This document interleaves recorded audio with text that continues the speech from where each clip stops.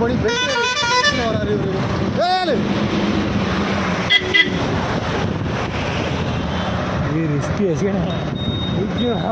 எப்படி வேணாம் பற்றி அந்த கருத்து இருக்கிறேன். ஓ போ அவன் போட்டோம் உடனே விட்டாண்டி தெக்காச்சியை கூட்டு போயிடுவோம் போலையா எங்களை பயங்கட்டாதில்ல நீ வேற அவனை எங்களா கண்ணாவங்களா